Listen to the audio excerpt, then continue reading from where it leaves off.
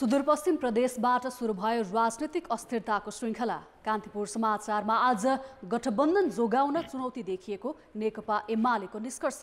उच्च स्तरीय राजनीतिक संयन्त्रको बैठक आज बस्दै रवि लामिछानेको राहदानी प्रकरणमा सरकारी वकिलको कार्यालयले थाल्यो कागजात सङ्कलन। अन्तर्राष्ट्रिय समाचारमा टर्की र सिरियाका भूकम्प पीडितलाई पुगेन राहत र खेलकुदमा पेरिस ओलम्पिक बहिष्कार गर्ने धम्की नदिन युक्रेनलाई आईओसी को आग्रह। नमस्कार, अब मुख्य समाचार। एमालेले विश्वासको मत नपाएपछि सुदूरपश्चिम सरकारको नेतृत्व कांग्रेसको हातमा। प्रदेशको अस्थिरताले संघमा हलचल, उच्च स्तरीय संयन्त्रको बैठक आज। राजनीति सुधार्न निर्वाचन प्रणाली नै फेर्न विज्ञको सुझाव। संविधानमा भएको व्यवस्था इमानदारीपूर्वक कार्यान्वयन गर्नुपर्नेमा प्रधानमन्त्रीको जोड। देशभर विकासका काम भद्रगोल हुँदा पनि योजना आयोग मुख दर्शक। राष्ट्रिय समस्या समाधान समितिको बैठक 1.5 वर्षदेखि बस्नै सकेन। टर्कीको भूकम्पमा ज्यान गुमाउनेको संख्या 20,000 नाग्यो। मौसमी प्रतिकूलताले उद्धार र राहतमा कठिनाई। र विश्व क्रिकेट लिग 2 अन्तर्गत नामिबिया र स्कटल्यान्ड विरुद्धको सिरिजका लागि नेपाली टोली घोषणा। नाबालिग करडीको आरोप लागेका सन्दीप लामिछाने पनि समावेश। विश्वासको मत प्राप्त गर्न नसकेपछि सुदूरपश्चिम प्रदेशका मुख्यमन्त्री राजेन्द्र सिंह रावल पदमुक्त भएका छन्। रावल पदमुक्त भए लगतै प्रदेशसभाको ठूलो दल नेपाली कांग्रेसका कमल बहादुर शाह नयाँ मुख्यमन्त्री नियुक्त भएका छन्। गठबन्धनमा आबद्ध नागरिक उन्मुक्ति पार्टीका सांसदहरू उपस्थित नभएपछि प्रदेशसभामा राखेको प्रस्ताव अस्वीकृत भएसँगै मुख्यमन्त्री रावल पदमुक्त भएका हुन्। नियुक्त भएको 30 दिनभित्र विश्वासको मत लिनुपर्ने संवैधानिक प्रावधान छ। सोही प्रावधान अनुसार मुख्यमन्त्री रावलले हिजो प्रदेशसभामा विश्वासको मत सम्बन्धी प्रस्ताव पेश गरेका थिए, तर उनको प्रस्ताव बहुमतले अस्वीकृत भयो। कारागारमा रहेका नागरिक उन्मुक्ति पार्टीका संरक्षक रेशम चौधरी लगायतलाई रिहा गर्न सत्ता गठबन्धन तयार नभएपछि सुदूरपश्चिम सरकार ढलेको हो। विश्वासको मत नपाएसँगै पदमुक्त भएका रावलले लगत्तै प्रदेश प्रमुखलाई राजीनामा बुझाएका थिए। एमाले सांसद रावल मुख्यमन्त्रीबाट पदमुक्त भएपछि प्रदेश प्रमुख देवराज जोशीले प्रदेशसभाको ठूलो दल कांग्रेस संसदीय दलका नेता शाहलाई मुख्यमन्त्री नियुक्त गरेका हुन्। अब शाहले पनि 30 दिनभित्र विश्वासको मत लिनुपर्नेछ। मङ्सिर 4 को निर्वाचन परिणामपछि संघदेखि प्रदेशसम्म सत्ताबाट बाहिरिएको कांग्रेसले सुदूरपश्चिमबाट सत्ता यात्रा थालेको छ। 53 सदस्यीय प्रदेशसभामा कांग्रेस 19, माओवादी केन्द्र 10, एमाले 10, नागरिक उन्मुक्ति पार्टी 7, एकीकृत समाजवादी 4, राप्रपा 1 र 1 जना स्वतन्त्र सांसद रहेका छन्। यसअघि पुस 27 गते माओवादी केन्द्र 11, एमाले 10, नागरिक उन्मुक्ति पार्टी 7 र 1 जना राप्रपा सांसदको समर्थनमा एमाले संसदीय दलका नेता राजेन्द्र सिंह रावल मुख्यमन्त्री बनेका थिए।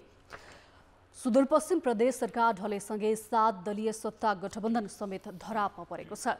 नागरिक उन्मुक्ति पार्टीले विश्वासको मत नदिँदा एमालेबाट मुख्यमन्त्री बनेका राजेन्द्र सिंह रावल 30 दिनमै पदमुक्त भए। यसको असर संघीय सरकारसम्मै पर्ने देखिएको छ। त्यति मात्र होइन, मुलुकमा राजनैतिक अस्थिरताको सुरुवात भएको छ। सरकार बनाउन सहयोग गरेको नागरिक उन्मुक्ति पार्टीले सुदूरपश्चिमका मुख्यमन्त्री राजेन्द्र सिंह रावललाई विश्वासको मत दिएन। मुख्यमन्त्रीले विश्वासको मत लिनुपर्ने अन्तिम दिन बिहिबार नागरिक उन्मुक्तिका प्रदेशसभा सदस्यहरू उपस्थित नै भएनन्। यसले सत्ता गठबन्धनभित्रको अविश्वास छत्ताछुल्ल भएको छ। नागरिक उन्मुक्ति पार्टीले आफ्ना संरक्षक रेशम चौधरीको रिहाईलाई मुख्य शर्त बनाउँदै प्रदेश सरकारलाई विश्वासको मत नदिने निर्णय गरेको हो। विश्वासको मत लिने दिनसम्म पनि हाम्रो माग मुद्दामा कुनै पनि सुनवाई, कुनै पनि पहल नभएको कारणले गर्दाखेरि चाहिँ हामीले अहिले कुनै पनि सरकारलाई आफ्नो मत दिएर अगाडि नबढाउने, हामी चाहिँ तटस्थ बस्ने भन्ने निर्णय चाहिँ हामीले गरेका छौँ। त्यसो त सुदूरपश्चिम प्रदेश सरकार टिकाउन केन्द्रमा समेत दौडधुप नभएको होइन, तर कारागारमा रहेका चौधरीलाई छुटाउन सक्ने अवस्था नै थिएन। त्यही कारण सुदूरपश्चिम प्रदेश सरकारले बहुमत जुटाउन सकेन र राजनीतिक अस्थिरताको सुरुवात भएको छ। नयाँ सरकारले काम सुरु गरेको 30 दिनमै ढल्नुले प्रदेशसभाको दोस्रो कार्यकाल अस्थिर हुने सङ्केत देखिएको छ। जनताले जनादेश के दिए भने एउटा मात्रै राजनीतिक दलले चाहिँ सरकार चलाउने भन्दा पनि विभिन्न राजनीतिकहरू 2 वा 2 भन्दा बढी राजनीतिक दलहरू आपसमा मिलेर चाहिँ सरकार चलाउनुस् भन्ने खालको जनताको जनादेश भयो। पार्टीहरू जबसम्म संवेदनशील हुन सक्दैनन् तबसम्म यो संहिता नै खारिज हुन सक्ने सम्भावना नै यिनीहरू गइराखेको अवस्था मैले देख्दछु। सुदूरपश्चिम बाहेकका अरू प्रदेशका मुख्यमन्त्रीले भने विश्वासको मत पाइसकेका छन्, तर सरकार र प्रदेशसभाले सहज रूपमा काम गर्ने अवस्था भने छैन। लुम्बिनीमा सरकारले पूर्णता नै पाउन सकेको छैन। बागमती प्रदेशमा संसदीय समिति गठनमा विवाद छ। प्रदेश 1ले नामाकरण गर्न सकेको छैन। एकल बहुमतसम्म नभएको प्रदेश 1मा नामाकरण गर्न 2/3 सहमति जुटाउनु कठिन हुने मात्र होइन, मनमुटाव झन् नबढ्ला भन्ने आधार नै छैन। दलहरूको इमान्दारिता, सहकार्यता, जुन एउटा सहकार्य गर्ने संस्कार हो, त्यो संस्कारको अभावले पनि हो। राजनीतिकलाई सधैँ खिचातानीको माध्यम बनाउनुको सट्टा राजनीति चाहिँ अब जनताका लागि हो, आम समुदायका लागि हो र त्यो आम समुदायका लागि हामी राजनीतिक क्षेत्रमा आएका हौँ। यसका लागि हामीले केही कम्प्रोमाइज गर्नुपर्छ, हामी अलिकति जनताप्रति उत्तरदायी हुनुपर्छ भन्ने त्यो लेभलको राजनीतिक चेतना अथवा राजनीतिक एउटा त्यो प्रतिबद्धता चाहिँ राजनीतिक दलहरूमा र राजनीतिक दलका नेतृत्वहरूमा नहुँदासम्म अब नेपालमा राजनीतिक स्थिरता भन्ने कुरा चाहिँ तपाईँ हाम्रो लागि अब सपना जस्तो हुने अवस्था देखियो। प्रदेश सरकारहरूले अघिल्लो कार्यकाल पनि केन्द्रकै दबावमा बिताए। राजनीतिक दबाव दिने तर प्रदेशलाई आवश्यक कानुन निर्माणमा समेत सहयोग नगर्ने रवैया केन्द्रीय सरकारले देखाए। केन्द्रको यो मानसिकता परिवर्तन नभएसम्म प्रदेशहरूले स्वायत्त भएर निर्णय लिन नसक्ने संघीयताका जानकार बताउँछन्। सरकार बनाउनलाई पनि होइन, माथि केन्द्रको मुख ताग्ने, केन्द्रको नेताको मुख ताग्ने, विश्वासको मत लिनलाई पनि केन्द्रको मुख ताग्ने।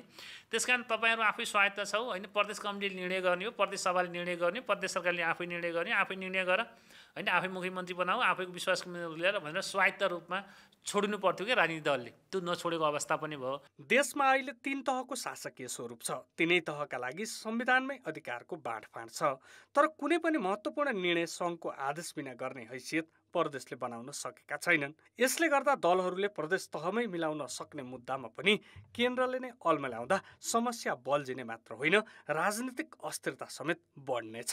कान्तिपुर समाचारका लागि क्यामेरामा श्याम श्रेष्ठ, जिल्ला सहकर्मीहरू महाप्रसाद खतिवडा र टेकराज जोशीका साथ दीपक आचार्य, काठमाडौँ।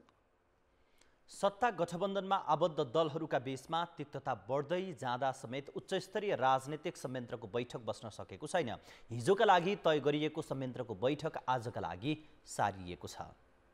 प्रधानमन्त्री पुष्पकमल दाहाल र संयन्त्रका संयोजक केपी शर्मा ओली बीचको हिजोको भेटपछि बैठक स्थगित भएको हो। दाहाल र ओली बीच राष्ट्रपति निर्वाचन र सुदूरपश्चिम सरकारका बारेमा छलफल भए पनि ठोस सहमति हुन सकेको छैन। प्रधानमन्त्री दाहालका अनुसार संयन्त्रको बैठक आज बिहान 9 बजे बस्नेछ। सत्ता गठबन्धनमा सहभागी राष्ट्रिय स्वतन्त्र पार्टी सङ्घीय सरकारबाट बाहिरिसकेपछि गठबन्धनको अर्को दल नागरिक उन्मुक्ति पार्टीले मत नदिँदा सुदूरपश्चिम सरकार ढलेको छ। नेकपा एमाले सत्ता गठबन्धन जोगाउनु चुनौतीपूर्ण भएको निष्कर्ष निकालेको छ। पार्टी कार्यालय च्यासलमा बसेको एमाले सचिवालय बैठकले गठबन्धन जोगाउन चुनौतीपूर्ण परिस्थिति रहेको निष्कर्ष निकालेको हो। बैठकले जनतामा बढ्न थालेको निराशालाई सम्बोधन गरेर राजनीतिलाई सही दिशा दिन वर्तमान गठबन्धन र सरकारलाई टिकाउनै पर्ने निर्णय गरेको छ। गठबन्धनलाई यो सहकार्यलाई टिकाएर लैजानुपर्छ। पहिलो हामीले यो निष्कर्ष निकालेका छौँ। चुनौतीहरू छन् तर हामी टिकाएर लैजान्छौँ भन्ने एउटा सङ्कल्प पनि गरेका छौँ। बैठकमा नेताहरूले जनता समाजवादी पार्टी र नागरिक उन्मुक्ति पार्टीलाई सरकारमा ल्याउन छलफल भइरहेको बताएका थिए। गठबन्धनमा उत्पन्न भएका समस्याका विषयमा आज बस्ने उच्चस्तरीय संयन्त्रको बैठकमा समीक्षा हुने नेताहरूले बताएका छन्। राजनीतिक स्थिरताका लागि निर्वाचन प्रणाली नै फेर्नुपर्ने सुझाव विज्ञले दिएका छन्। नीति अनुसन्धान प्रतिष्ठान र निर्वाचन आयोगले हिजो काठमाडौँमा गरेको कार्यक्रममा विज्ञहरूले निर्वाचन प्रणाली परिमार्जन नगरेसम्म राजनीतिमा सुधार नहुने बताए। नीति अनुसन्धान प्रतिष्ठानको अध्ययनले पनि निर्वाचन भड्किलो बन्दै गएको ठहर गर्दै परिमार्जनको सुझाव दिएको छ। तर प्रधानमन्त्री पुष्पकमल दाहालले भने संविधानमा भएको व्यवस्था इमान्दारीपूर्वक कार्यान्वयन हुनुपर्ने बताएका छन्। प्रधानमन्त्री दाहालले संविधानमा व्यवस्था भएका विषयमा विमति भए पनि पूर्ण पालना नभएसम्म समीक्षा गर्न नहुने बताएका छन्। संविधान कार्यान्वयनका लागि पनि तत्काल कानुनहरू बनाउनु पर्ने उनको भनाइ थियो। कार्यक्रममा सहभागी अन्य नेताहरूले समेत निर्वाचन प्रणाली र प्रक्रिया नै सुधार गरेर जान सुझाव दिएका छन्। समाचारमा पुनः स्वागत छ। मुलुक वित्तीय अपराध सम्बन्धी निगरानी गर्ने अन्तर्राष्ट्रिय संस्था FATF को खराब सूचीमा पर्ने जोखिम बढेपछि सरकारले 18वटा कानुन संशोधनको तयारी गरेको छ। बढ्दो भ्रष्टाचार र विदेशबाट अवैध सम्पत्ति भित्रिन थालेपछि Nepal financial action task force FATF को जोखिमपूर्ण क्षेत्र अर्थात् ग्रे जोनमा पर्ने सम्भावना बढेपछि कानुन संशोधन गर्न लागि हो। कानुन मन्त्रालयले सम्पत्ति शुद्धिकरण, निवारण तथा व्यावसायिक वातावरण प्रवर्धन सम्बन्धी केही नेपाल ऐन संशोधन गर्ने विधेयक तयार गरेको छ। गत सेप्टेम्बरमै FATF को एसिया प्रशान्त समूहले गरेको अडिटमा नेपालको अवस्था कमजोर देखिएपछि सरकारले कानुन संशोधनमा तदारुकता देखाएको हो। FATF ले नेपालमा सम्पत्ति शुद्धिकरण सम्बन्धी स्पष्ट कानुन नभएको, भएका कानुनको पनि कार्यान्वयन नभएको ठहर गरेको थियो।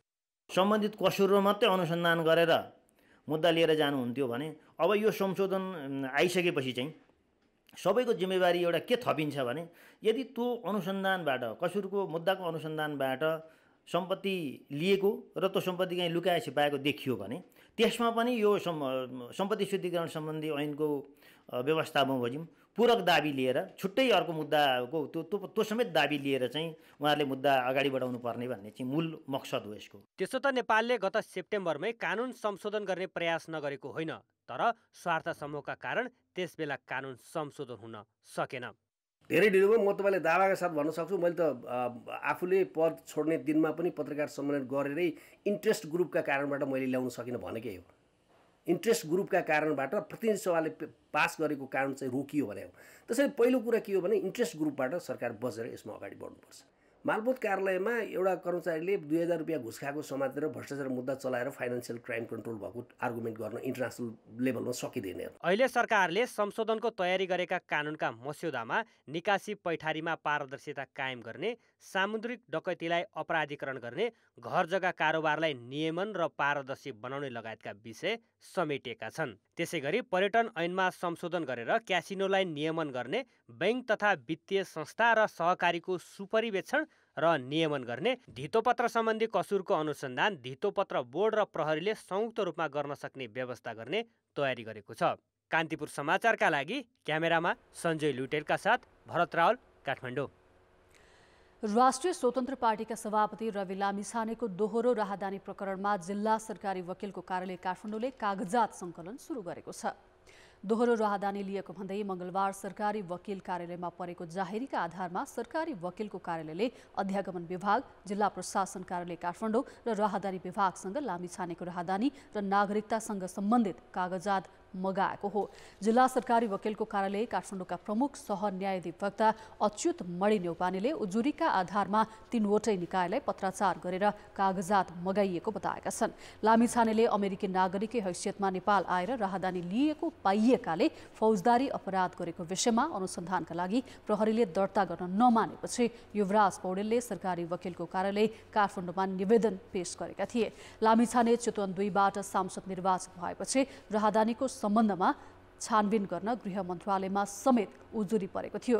माघ 13 गते सर्वोच्च अदालतले रवि लामिछाने सांसद बन्न अयोग्य रहेको फैसला गरेको थियो।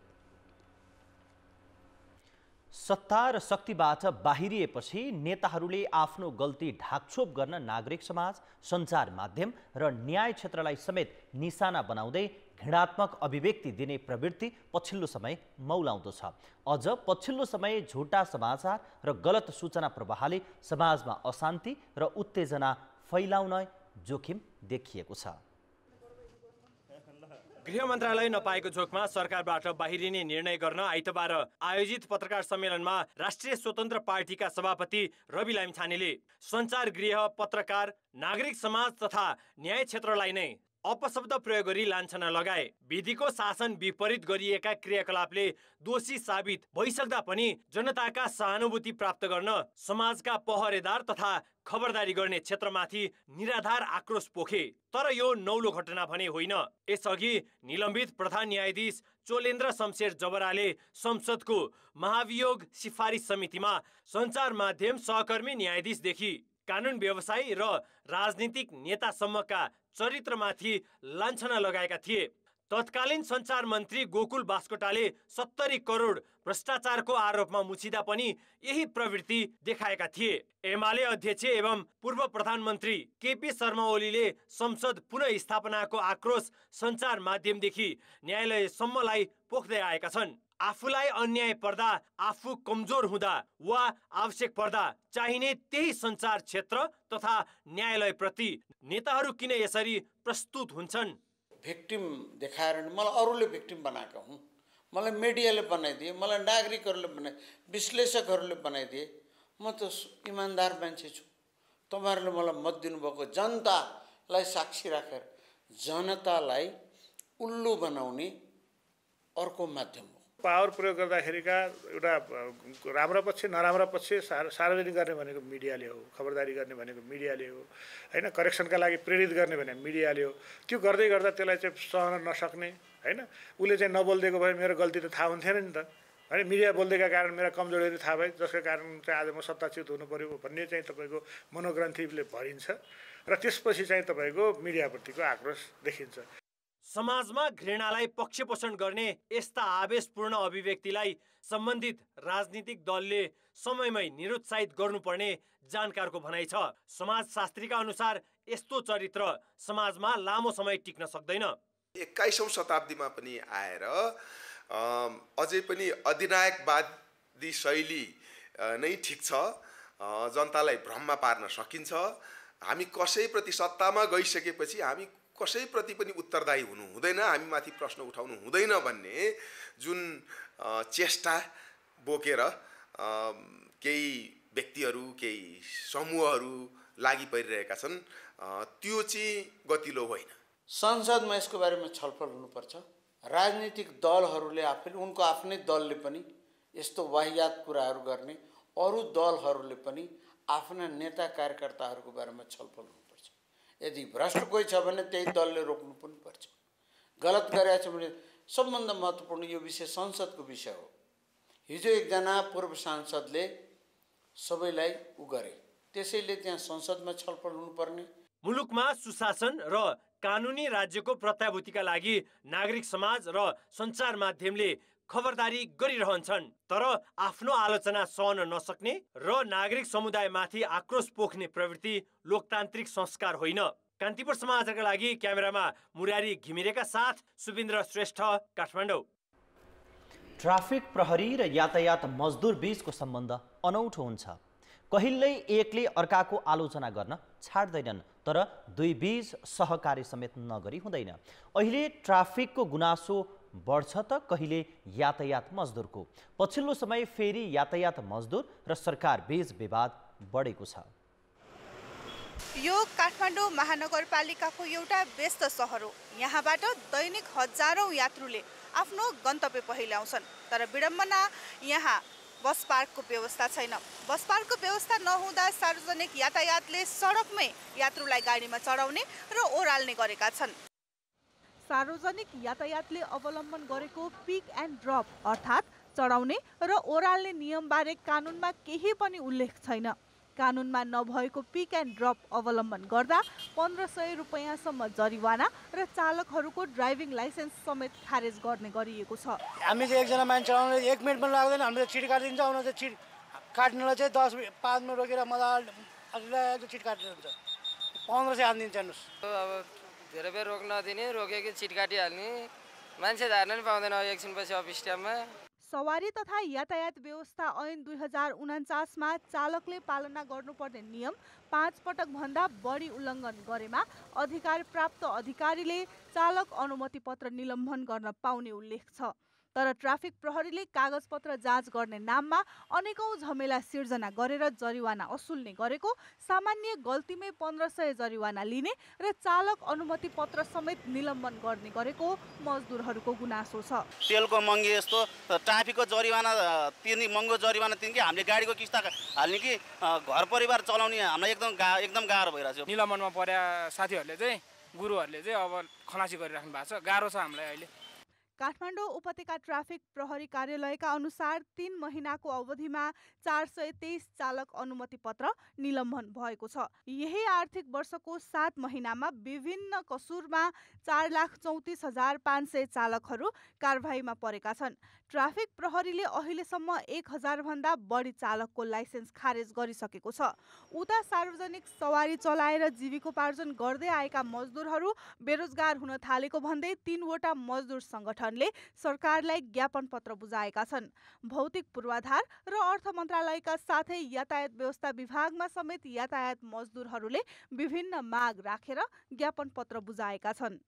कसुर उसले चाहिँ के भन्दाखेरि क्लेम गर्छ र सँगसँगै तिमीलाई यति जरिमाना हो भन्ने कुरा पनि ऊ आफैले के भन्दाखेरि फैसला गर्छ, डिसिजन गर्छ। भनिसकेपछि सडकमा चाहिँ अहिले ट्राफिक देख्ने बित्तिकै चाहिँ मान्छे चाहिँ आत्तिनुपर्ने, चालकहरू आत्तिनुपर्ने, चालकहरू तर्सिनुपर्ने, उसँग चाहिँ बोल्नै नहुने, दोहोरो संवादै गर्न नहुने, अथवा उसँग अलिकति मात्रै पनि के हो भन्दाखेरि कुराकानी गर्यो भने उसले चाहिँ ट्राफिकसँग चाहिँ मुखमुखै लाग्यो भनेर चाहिँ जरिवाना गरिदिने।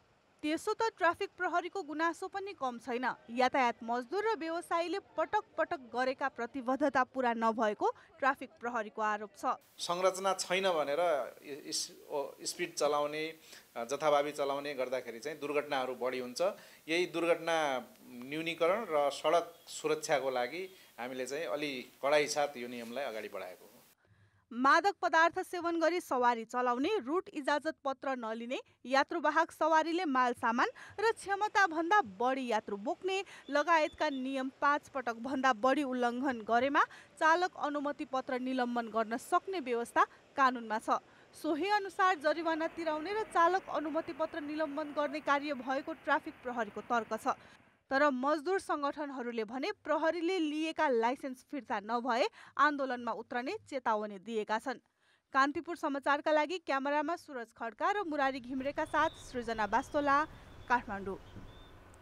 अब जनमतमा आजको प्रश्न। जनमत हाम्रो प्रश्न छ, ट्राफिक प्रहरी र यातायात मजदुर बीच किन बारम्बार विवाद हुने गरेको होला? ए नियम मिच्ने प्रवृत्ति, बी ट्राफिक प्रहरीको मन परी र सी कानुनी अस्पष्टता। जनमतको अन्तिम परिणाम आज साँझ 8 बजेको कान्तिपुर समाचारमा प्रसारण गर्नेछौँ। कृपया NEWS न्युज स्पेस AB वा सी टाइप गरी 34001 मा SMS गरी आफ्नो मत व्यक्त गर्नुहोला। चिकित्सकको छाता संगठन नेपाल चिकित्सक सङ्घले नयाँ नेतृत्व पाएसँगै चिकित्सकहरूले आफूहरूले भोग्दै आएका पेसागत तथा संस्थागत समस्या समाधानमा नेतृत्वले ध्यान दिनुपर्ने बताएका छन्। चिकित्सक सङ्घको नेतृत्वमा लोकतान्त्रिक समूहका डाक्टर अनिल विक्रम कार्की निर्वाचित भएपछि चिकित्सकहरूले भोग्दै आएका समस्या समाधानका लागि पहल कदमी हुने अपेक्षा गरेका छन्। सरल तरिकाले हैन र उचित पेमेन्ट भएको रोजगारीको व्यवस्था गर्न उहाँहरूले पहल कदमी लिनु पर्यो। वैज्ञानिक ड्युटी आवर बनाउनु पर्यो। अहिले हाम्रो आवासीय चिकित्सकहरूको ड्युटी आवरको सवाल जुन कडा रूपमा उठिराखेको छ त्यो कुनै हदसम्म जायज छ। जुन ठाउँमा चाहिँ स्वास्थ्यकर्मी राम्रोसँग इनफ छैन त्यो ठाउँमा पठाइदिनु पर्यो स्वास्थ्यकर्मीहरू पनि हैन। कुनै कुनै ठाउँमा अब मान्छेले प्यारासिटामोलको कारणले पनि मरिरहेछ धेरै मान्छेहरू, खान पाइरहेको छैन। त्यो ठाउँहरू पनि पहल गरेर यसो पुर्याइदिनु पर्यो कुराहरू। चिकित्सक सङ्घको नवनिर्वाचित नेतृत्वले पनि चिकित्सकहरूको तलब वृद्धि सहित आर्थिक उन्नतिका लागि सरकारलाई दबाव दिने जनाएको छ। यस्तै नेपाल मेडिकल काउन्सिलबाट लाइसेन्स प्राप्त चिकित्सकको बिमा सरकारले नै गरिदिने व्यवस्थाका लागि पहल गर्ने र स्वास्थ्य संस्थाको सुरक्षामा जोड दिने नीति समेत नेतृत्वले लिएको छ। दरबन्दीहरूको कुरा छ र पारिश्रमिकको कुरो छ। यो दुईटैलाई चाहिँ चिकित्सा सेवा ऐन र सेवा आयोग भनेर जसरी बन्नुपर्छ र सबभन्दा हामीले अहिले उठाएका मुद्दा भने हाम्रो सोसियल सेक्युरिटीको, हाम्रो इन्सुरेन्सका कुराहरू, हाम्रो म्याल प्र्याक्टिस इन्सुरेन्स, हाम्रो एक्सिडेन्टल इन्सुरेन्स, हाम्रो चाहिँ तपाईँको जीवन बिमाहरू चाहिँ राज्यले जुन गरिदिनुपर्छ भन्ने यी सबै मुद्दाहरू हुन् र यसलाई हामीले केही चिज तुरुन्तै सम्बोधन गर्नुपर्ने चिजलाई हामी तुरुन्तै अफिसमा आउनसाथ जोडतोड गरेर लाग्छौँ र नीतिगत चिजलाई हामीले जुन सदनमा पुर्याउनु पर्ने होला अथवा तालुकात मन्त्रालयले गर्नुपर्ने हुन्छ त्यसलाई पनि एउटा टाइम फ्रेममै ढालेर हामी काम गर्छौँ। 2007 सालमा 20 जना सदस्यबाट स्थापना भएको नेपाल चिकित्सक सङ्घमा हाल 12,000 भन्दा बढी सदस्य छन्। अङ्ग्रेजी क्यालेन्डरको फेब्रुअरी महिनाको 14 तारिक विश्वभर भ्यालेन्टाइन्स डे अर्थात् प्रणय दिवस मनाइन्छ। यसको 7 दिन अघिदेखि नै प्रेमिल जोडी र युवा युवती प्रेम र प्रणयको सन्देशसहित गुलाब साटासाट गर्छन्। तर प्रेम साटासाट गर्न नेपालमा फुलेका गुलाफले मात्र पुग्दैन। प्रणय दिवसको आसपास करिब 2,80,000 फूलको माग हुने भए पनि नेपालमा भने 30% मात्रै फूल उत्पादन हुने गरेको छ। 14 फेब्रुअरी प्रेम गर्ने युवा युवतीका लागि विशेष दिन। यस दिन प्रेमी प्रेमिकासँगै आफन्त र परिवारमा प्रेम, सद्भाव र प्रणय साटासाट गरी प्रणय दिवस मनाउने गरिन्छ। पछिल्लो समय 14 फेब्रुअरी आउनु अघि नै सप्ताहव्यापी रूपमा मनाइन्छ। मायालु जोडीहरू एक आपसमा प्रेमको प्रतीक गुलाफको फूल उपहार दिएर प्रेम भाव साटासाट गर्ने गर्दछन्। 4-5 वर्ष भयो मनाउन थालेको। यो अरु त कसले दिने, घरको वाइफलाई दिने हो। त्यसो त नेपालमा वार्षिक 20 करोडको गुलाफ फूलको कारोबार हुने गरेको छ। फेब्रुअरीको पहिलो साता मात्र 2 करोडको कारोबार हुन्छ। आयात गरिएका गुलाफ मध्ये सबैभन्दा बढी काठमाडौँ उपत्यकामा 60% खपत हुन्छ। यस वर्ष गुलाफको मूल्य खासै नबढेको व्यापारी बताउँछन्। यसपालि प्रति गुलाफ 70 देखि 100 रुपैयाँसम्ममा उपभोक्ताले खरिद गर्न पाउनेछन्। अब आउने भ्यालेन्टाइन चाहिँ एकदमै राम्रो हुन्छ जस्तो चाहिँ मेरो सोच। सबै एजको चाहिँ भनौँ न सबैजना आउनुभयो कि भ्यालेन्टाइन अब लभ बर्डहरूको भन्छन् होइन, त्यस्तै अब सबै एज ग्रुपहरूको आउँछ क्या मान्छेहरू चाहिँ। अब आफ्नो हुन्छ नि इमोसनहरू देखाउनको लागि। विगतको वर्षको तुलनामा यस वर्ष प्रणय दिवसमा रातो गुलाफको माग कम भएको व्यवसायी बताउँछन्। बजारमा कम भएकाले रातो गुलाफ फूलको आयात गत वर्षको तुलनामा यसपालि कम भएको छ। भ्यालेन्टाइनको यो 7 दिनमा चाहिँ करिब 2,80,000 स्टिम भन्छौँ हामी, 2,80,000 गोटा फुल चाहिँ के अरे खपत हुने अनुमान हामीले गरेका छौँ। नेपालमा पुष्प व्यवसाय शहरीकरणको विकास र विस्तारसँगै 2007 सालबाट सुरु भएको हो। फूलको मागमा आएको वृद्धिसँगै विशेष गरी काठमाडौँ, ललितपुर, भक्तपुर, कास्की, चितवन, मकवानपुर, काभ्रेपलाञ्चोक, गुल्मी, पाल्पा, धादिङ, मोरङ लगायत 41 जिल्लामा लगभग 665 पुष्प खेती तथा नर्सरी विस्तार भइसकेको छ। व्यावसायिक रूपमा गुलाफका 450 प्रजातिका फूल नेपालमा उत्पादन हुँदै आएको छ। यस व्यवसायबाट 41,000 भन्दा बढी व्यक्तिले प्रत्यक्ष वा अप्रत्यक्ष रूपमा लाभ लिएका छन्। नेपालमा लगभग 153 हेक्टर क्षेत्रफलमा 700 व्यवसायीले यसको खेती गर्दै आएका छन्। माया व्यक्त गर्न फूल त एउटा बहाना मात्रै हो, सच्चा माया त मनबाट नै हुन्छ। कान्तिपुर समाचारका लागि जिल्ला ब्युरोको सहयोगमा र क्यामेरामा सुरज खड्काका साथ अश्विनी सिटौला, काठमाडौँ। अर्थ र विकास। आर्थिक वर्षको आधा समय बितिसक्दा पनि पुँजीगत बजेटको जम्मा 17% मात्रै खर्च भएको छ। राष्ट्रिय गौरवका आयोजनाको खर्च क्षमता त झन् कमजोर छ। यस्ता आयोजनामा देखिएका समस्याको गाँठो फुकाउने राष्ट्रिय समस्या समाधान समितिको बैठक गत वर्षको भदौपछि बस्न सकेको छैन। देशको विकास योजना तथा नीति तर्जुमा सल्लाह दिने राष्ट्रिय योजना आयोग पनि मूक दर्शक छ। प्रधानमन्त्री पुष्पकमल दाहालले माघ 9 गते राष्ट्रिय योजना आयोगको उपाध्यक्षमा अर्थशास्त्री मीनबहादुर श्रेष्ठलाई नियुक्ति गरे। यससँगै पनि उपाध्यक्ष भइसकेका श्रेष्ठको नियुक्तिले विकास योजना बनाउन र कार्यान्वयन गर्न सहज हुने राज्य सञ्चालकको बुझाइ छ। तर सुपरिवेक्षणको समेत कार्यदेश पाएको राष्ट्रिय योजना आयोग मन्त्रालयलाई दिने बजेटको सिलिङ तोक्ने र नयाँ आवधिक योजना बनाउनेमै केन्द्रित छ।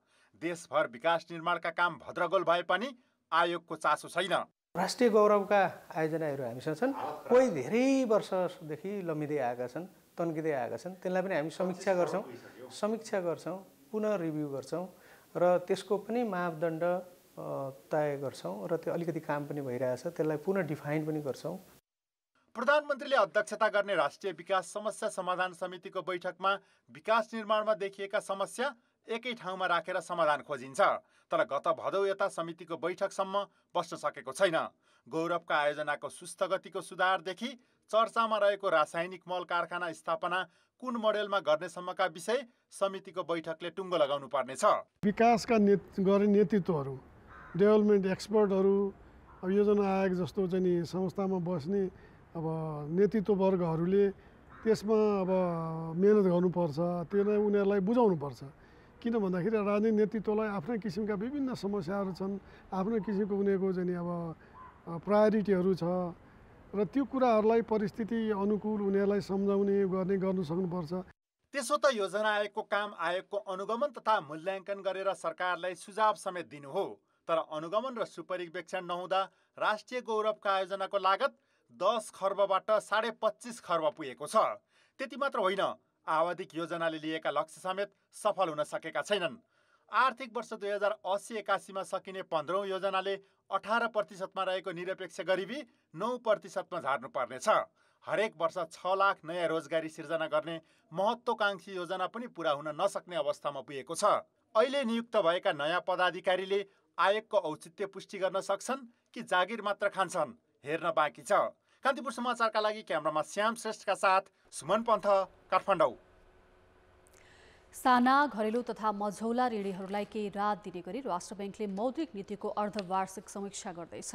समीक्षा पारित गर्न राष्ट्र ब्याङ्कको सञ्चालक समितिको बैठक अहिले बिहान 8 बजे बस्न लागेको हो। ऋणको ब्याज महँगो भएको भन्दै वित्त नीतिको आलोचना भएपछि ऋणीहरूलाई राहत पुग्ने गरी समीक्षा गर्न लागि हो। निर्माण क्षेत्रमा देखिएको मन्दी कम गर्न घर कर्जामा समेत केही लचकता अपनाउन खोजिएको छ। अब जनताको आवाज हामीले सातै प्रदेशमा सोधेका छौं, बैंक तथा वित्तीय संस्थाबाट ऋण लिँदा के कुरामा ध्यान दिनु पर्ला? जनताको आवाज स्रोत हेर्नु पर्यो, त्यो अनुसारको ऋण लिनु पर्यो। आफ्नो आवश्यकता अनुसार हैन, आफूलाई के कति रकम चाहिएको छ त्यो अनुसारको चाहिँ एस्टिमेट गरेर त्यो अनुसारको चाहिँ ऋण लिने। जुन उद्देश्यले हामीले लोन लिन्छौँ त्यही उद्देश्यमा लगानी गर्नुपर्छ। अनुमान गरेर अब लोन लिइन्छ, पछाडि गएर बढ्दै जान्छ, यतिसम्म धेरै हुन्छ कि त्यो लोन तिर्नै गाह्रो हुन्छ। पहिला एकदम सोधपुछ गर्ने, ब्याज कति छ के छ एकदम बुझेर आफूले सकिरहेको छौ भने उसबाट कारोबार गर्ने, सकिरहेको छ भने कारोबार नगर्ने। नेपाल सरकारले तोकेको जस्तो त्यति नै ब्याज हुनुपर्छ। आफूले तिर्न सक्ने रिक्वायरमेन्ट छ कि छैन सबै बुझेर चाहिँ लिनुपर्ने हुन्छ। अन्यत्र लगानी गर्दाखेरि चाहिँ धेरै ऋणीहरू चाहिँ अप्ठ्यारोमा परेको महसुस हामीले गरेका छौँ। कुन क्षेत्रमा लगानी गर्ने हो भन्ने कुरामा ध्यान दिनुपर्छ। आफूले तिर्न सकिन्छ कि सकिँदैन भन्ने कुरामा ध्यान दिनुपर्छ। ऋणलाई चाहिँ उत्पादन क्षेत्रमा चाहिँ लगानी गर्नुपर्दछ। ब्याज दर कहिले कहिले बढाउने, कति % बढाउने भन्ने खालको कुराहरू पनि अब त्यो हेर्नुपर्ने रहेछ। ब्याज चाहिँ बढाउने चाहिँ उसको चाहिँ प्रविधि हुँदो रहेछ। स्थापित भएका उसका पहिला डकुमेन्ट कागजहरूलाई हामीले हेर्नु पर्यो। हामीले ऋण लिँदा अब त्यहाँ के सम्झौता गरिएको छन् ती सम्झौताहरू राम्ररी पढ्ने।